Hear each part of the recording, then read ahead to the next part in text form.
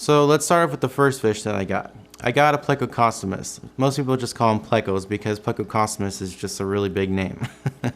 So people mostly get these fish because they're told they're really good algae eaters, and it's true, they are. I've noticed a really good decrease in algae in my tank. In fact, one of my plants that are growing in the corner of my tank right behind me, all the leaves are almost clear of all the algae that was growing on it before. I'm sure you guys have seen it. It had lots of hair algae on it, brown and green algae. It looked terrible, and now the leaves almost look all clear. I can almost see the entire plant, and that's excellent. So Plecocostomus really work when you're trying to take care of algae problems in your fish tank. But let's talk about people that don't use fish to take care of problems in their tank. Some people will just go straight for the chemicals, and I'm kind of not for chemicals. I know that there's some out there that really do work and they do help out fish tanks, but I rather do things the all natural way, because most of the time, or I mean, as you guys know, in the wild, these fish don't have to go through stuff like this. If algae is growing in the lake or pond that they're living in, there's nobody there putting chemicals in there to take care of that algae. There's usually a fish that naturally occurs in the area that will eat the algae. That's why they call them algae eaters, and that's why they exist, because that's what their purpose is in this world.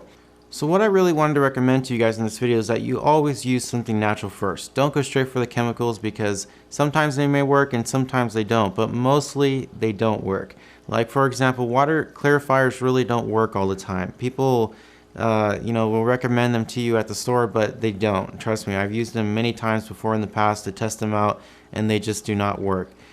You should really make sure that everything is going okay in your tank before you go straight for the chemicals, because if your water is cloudy, for example, you might want to try to test your water and see what's going on in your water. Your nitrates may be high, or your aquarium may still be going through the nitrate cycle if you just set it up.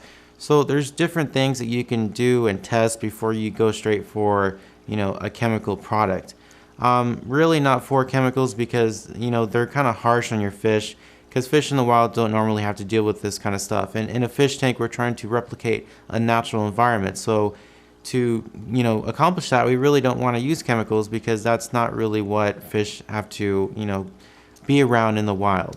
There are some chemicals like water conditioners that we have to use every time we do water changes. There are different types of methods you can use to do it without a water conditioner, but they usually are very expensive and very difficult. So chemicals like that, we obviously have no choice. But what I'm really focusing on is chemicals that are extra, things that you could buy to take care of a problem when you could actually do something else.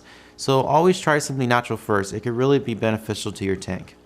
So now let's talk about the two blue powder gouramis that I got. They're really cool fish, and they don't even get that big. That's why they're called dwarf gouramis. There are gouramis out there that get really big, and unfortunately I can't get those because I only have a 50 gallon. And if I did put one in here, I'm sure I'd get a lot of crap from people on YouTube. As most of you guys have seen, whenever you watch videos of aquariums and you see all these fish in this small tank, you'll see a bunch of comments from people that are just so pissed off and trying to tell this guy or whoever it is that they need a bigger tank, and it's just hilarious. But of course I would never do that, because I know that I can't have a giant gourami in a 50 gallon tank.